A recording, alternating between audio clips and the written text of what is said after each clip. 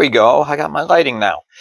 Hi, everyone. Welcome to Saturday's video. It's January 24th. We're recapping yesterday's games from Friday, January 23rd. I am Gary Ryan, the Fed League Flash. Of course, before we get into recapping yesterday, I want to stress, because of the weather and everything going on, there are right now, as I'm recording this at 6:45 in the morning, there are 5 games on tap for tonight. That could change. Right now, 2:30, Bobcats at Thunderbirds. 7 o'clock, PD Ice Cats at Binghamton Black Bears. 7:05, Zidico at River Dragons. 7:30, you have the Wolves hosting the Hat Tricks. And then at 8:05, the PD Ice Cats, oh, no, wrong team. The Port Huron Prowlers, I'll get that out eventually, are hosting the Indiana Sentinels. That's an 8:05 start. The reason why it's so late is because they have the Silver Stick Tournament all day at McMorran. So, yeah, that's the only reason why that start time is pushed back like that. All right, so right now, again, as of me recording this, 5 games on tap for tonight. That could change. We'll see what this storm does. I know down south, the storm is supposed to start a lot earlier than it is supposed to start where I'm at. Where I'm at, it's not starting till like 5 o'clock in the morning, Sunday morning. But anyway, wherever you are, please be safe, be careful, take care of yourself. All right, so let's go into last night's games. Okay, starting off with the Black Bears doubling up the Ice Cats. This was a lot closer than the score would indicate. It was a 3-3 tie at the end of 2. At the end of the first period, PD was up 1-0, and I think Binghamton might have been just a little bit surprised by, hey, new team. We haven't seen this team before. We haven't seen what they've done. Oh, yeah. All right. We got to amp it up. And they did. So a first period lead disappears, but it is Dominik's Marcinkiewicz scoring in that first period. In the second, just 11 seconds in, it's Ivan Bondarenko scoring his first goal in a long time. That was just 11 seconds in. Houston Wilson counters, so PD goes back up 2-1. We had goals by Jacob Shankar and Scott Romakers to put the Bears back up. Dominik's Marcinkiewicz scores his other goal of the night to make it 3-3. That is with just under a minute left in the period. So it's 2-2. Or 3-3, excuse me, at the end of 2. And the third period, a couple of penalties, and the Black Bears cashed in on it. Nothing egregious, nothing, just standard hockey play type penalties, stuff that's going to happen in every game. So it's not like PD got careless. They didn't. They played a very good game, especially their forecheck. Their forecheck was back up to where it was early this season. So anyway, 2 power play goals, one by Mac Jansen and one by Dan Stone. Makes it a 5-3, and then the 6th goal was an empty netter by CJ Stubbs. So yeah, that ends up into a 6-3 win. The team's again playing once again tonight, so we'll see what happens.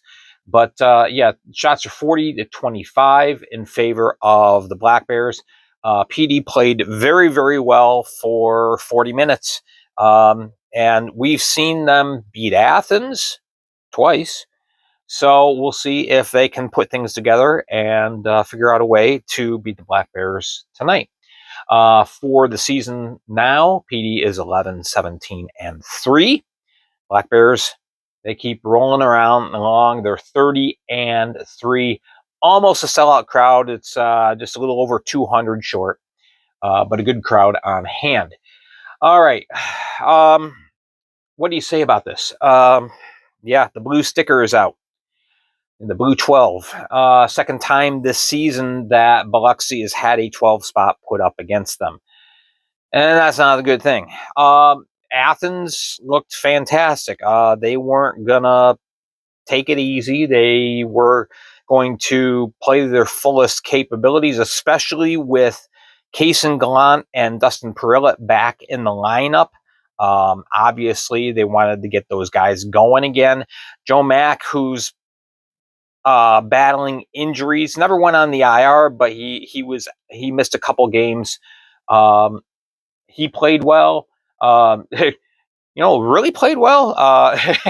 Garrett Milan really played well. Took him a little while to get the goals going, but once he did, he had, let's see, one was his first goal, 16:35 of the second, and he scored 3, 2 assists as well. Kaysen Gallant, he got the earlier goals. He scored 2 and assisted on 3, so 2 guys with 5-point nights. Poor Raul Sharma got absolutely blasted. Everybody's going, why did he get left in for 12 goals? Well, the backup that they have has only gotten a couple of games in his career, and I guess that maybe Coach Penn's felt better with Sharma in goal. I don't know. Sharma, his mentality, he'll just let this roll off of him. Sharma's his focus in life, his optimism, it allows him to take a night like this and come back out the next time like nothing happened. So maybe that's why. I don't know. Ross Bartlett, after getting traded from Baton Rouge, comes in and puts up a goal and an assist. So he, fresh surroundings, and he performed well. But yeah, you had 13 of the 16 skaters for Athens have a multi-point night, at least 2 points. 15 of the 16 got a point. Poor Brandon Walker, he was the only Athens Rock Lobster to not register a point, but he's there playing well, so he just didn't get his name on the score sheet. That's all. The first period, this game was pretty much over. It was 3-0 at the end of 1, and the shots were 24-4. That was pretty much indicative of the game. And yes, Biloxi found a way to score 3 goals. They got goals from Bartlett, Davidson, and Patakin. But when you're outshot like that in a period, the next 2 periods they played much better. Had 12 shots on goal in the second period, 14 in the third. But Athens, 24 in the first, 20 in the second. So at the end of 2, it was 8-2, and they go on to roll 12-3. So yeah, Biloxi now 6-24-1, and Athens improves to 27-5-0, holding pace with the Moccasins. Now, the game that was originally going to be played tonight and got postponed, it got postponed until February 1st, which is a Sunday, a 4:05 start. So Athens is going to have to play a 3-3 that weekend. But at least, we won't have to wait a long time for the rematch. So, all right, let's go on. And Columbus, they hold on for a 6-4 win. The Zidico were pretty resilient in this game, but they do fall short. And it was basically because of 20 minutes. First period, there is no score. Both teams playing very cautiously. Shots were only 8-5 in favor of Columbus in that first period. Both goaltenders, Ed Coffey and Tyler Roy, not really facing much of anything. And then the second period happened, and Columbus exploded for 5 goals, a couple of them by Alex Storjahan, who was celebrating his 200th FPHL game played. Nice way to do it. A couple of goals and assists. Yeah, Storjahan opens the scoring at just 1:27 into the second. Kirk Underwood would score just a couple minutes later, answered almost immediately by Morissette. for the Zidico. So it's 2-1. And then Kuznetsov scores a power play goal. It's 2-2. Columbus decided at that point, you know what? That's enough. Let's just put our foot on the gas. They got 12:26. Matthew Horan scored his first goal. Sturgeon scored again at 16:08, and then at 18:19, Kirk Underwood scored a power play goal. And so, yeah, so Underwood had a couple goals as well. And yeah, so it was 5-2 at the end of 2. 11 shots on goal for the River Dragons that second period, and 5 got by Ed Coffey. So, yeah, that was quite unfortunate if you're a Zydico fan. In the third period, Heath Ford scores a 2:05 in, tries to kind of get the Zydico close. At that point, it's 5-3, and that's as close as they would get. With 59 seconds left, Josh Colton scores an empty netter. Coffey's pulled, and Colton scores the empty netter. Then, for some strange reason, Curtis Hansen's able to score 13 seconds later, after he just got traded back to the Zidico from Buxy. If you'll remember, Hansen was a member of the Zidico last year.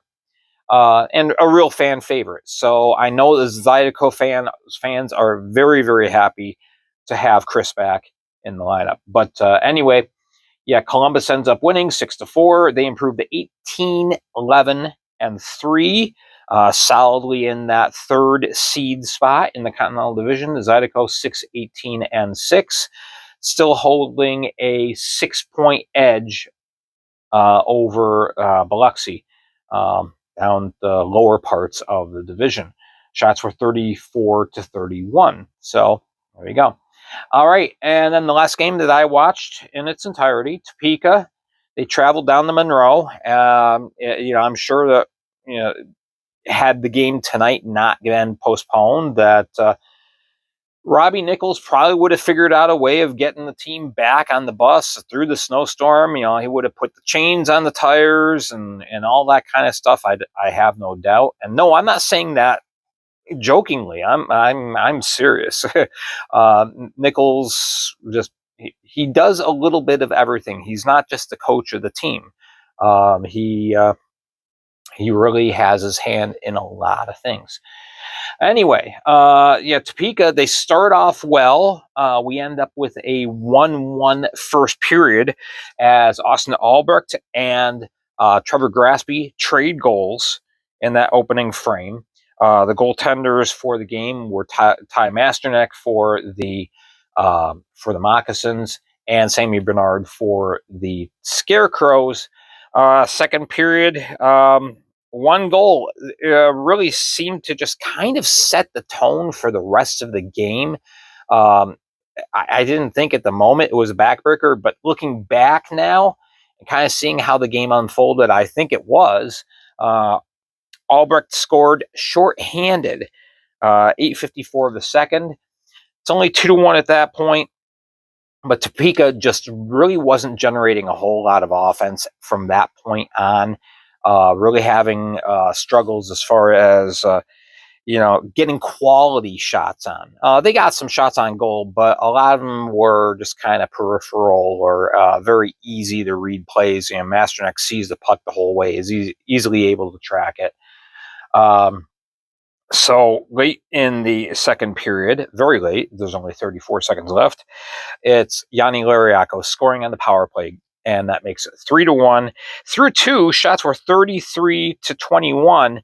But like I said, the quality of the opportunities were what really kind of defined the game from the second half on, after that shorthanded goal by Albrecht. In the third period, we had another shorty, this time by Andrew Blount. It was scored into the empty net, so that does not go on Bernard. Bernard had been pulled for the extra attacker. At that point, it's 3-1. Why not? You got nothing to lose. Just didn't work out. So, 4-1 is our final, and there you go. 17 in a row now for the Mocs. If you're wondering, the record in the FPHL for consecutive wins is held by the 2018 to 2019 Carolina Thunderbirds. They strung together 22 wins. And this will be the second closest now that anyone's gotten to that since. Last year, Binghamton had an 18-game win streak. Monroe, they're going to have to wait to get their 18th because the game tonight was postponed. Will be scheduled at a future date. All right, so shots in this game, 45 to 29. The Topeka Scarecrows, they lose their opportunity to jump into second place. They are 19, 11, and 0. The Moccasins still hold the lead in the Continental Division at 26, 4, and 2. All right, a couple games. I spot checked, did not watch the games, but this what little bits I saw. This was a high energy game. I watched the overtime and the shootout. But yeah, this game goes to overtime. Nothing doing. I did mark it down here. Shootout. Ends up going to the skills competition. So it was 1-0 at the end of one. He had a goal by Chase Danbury in the first. In the second period, Danbury doubled that. They got goals from Maziarchuk and Ruiz. So it's 2-1 in favor of the hat tricks. You're getting very late in the game. And this is actually right where I turned on the game. I got to tune into the game about 1 minute before Yefim Mishkin scored his tying goal to send it into overtime. And that was a contested goal. There was some questions as far as whether there was a puck being kicked in. The referees reviewed it for a good long time, said it's a good goal. So into overtime we go. Nothing doing in that. And so we go to the shootout. And Danbury goes first. Nothing. And then Alexander Rubtsov, he scores.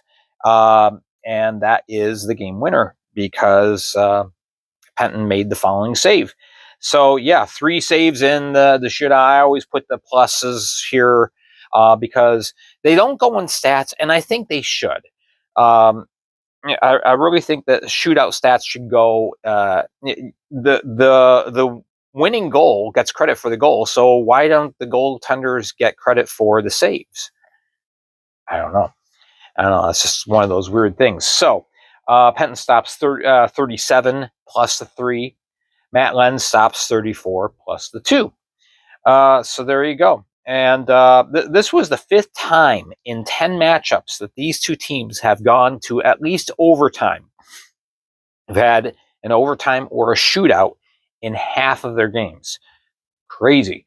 So anyway, the Wolves 11, 17, and 4. They missed the opportunity to try and jump over Danbury. 13, 17, and 3 for the hat tricks. Again, tonight they're supposed to play at 7:30 in Watertown. I think that game will probably go on because the last place that the storm is going to hit is the Northeast. And it sounds like these guys will get done, and Danbury will probably be able to make it back home before the snow starts to fly. So these two games you're going to see tonight. All right. Final game, the Bobcats, they're hosting the Twin City Thunderbirds, front end of a home and home. And initially, the Thunderbirds initially were up, but then the Bobcats ended up taking control of the game. And they grab a 4-2 win. You had 3 consecutive goals in this game. Dustin Giseau had a couple of goals. And Carson Gallagher, he had 3 assists. He had 3 assists in a game last weekend, too. So he's become a really good puck-moving defenseman for the Bobcats, seeing the ice very well, setting up plays. So in the meantime, you did have goals by Corey Cunningham. He scored the first. Oh no, I'm sorry, it was Joe Kennedy that scored the first goal. Yeah, Joe Kennedy's back again, so he's willing to help out the team here and there.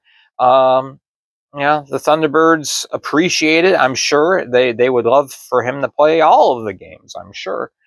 So we'll see if he was just playing for this weekend or if he hangs around a little bit longer. I know Thunderbirds fans you'd love to see him back. Take his number 4 in every game. For the Bobcats, just so he's just gone on a tear. He's scoring goals left and right, like we know he's capable of. I'm not sure why that didn't happen in PD, but since joining the Bobcats, yep, he's putting the puck in the net. He also had a goal and assist by Nikita Kozyrev, who I kind of thought was going to be an impact player going into this game. And yeah, he had a goal and assist. I did not see it. I wish I did. I'll be watching the game this afternoon. And then Nick Stuckless scored the game-winning goal at 7:28 of the third period, and that was on the power play. That at that point made it 3-1, and Thunderbirds did get the Cunningham goal to draw it close, but then at the end, there you go. One unfortunate note to put into this, and when I say unfortunate, it's because of the type of event that it is. Jacob Schnapp was ejected from the game early in the third period for derogatory language or a slur. So he is going to automatically receive a 2-game suspension. You can't. This is something that the league doesn't negotiate on. What's strange is that there was a problem with the record keeping.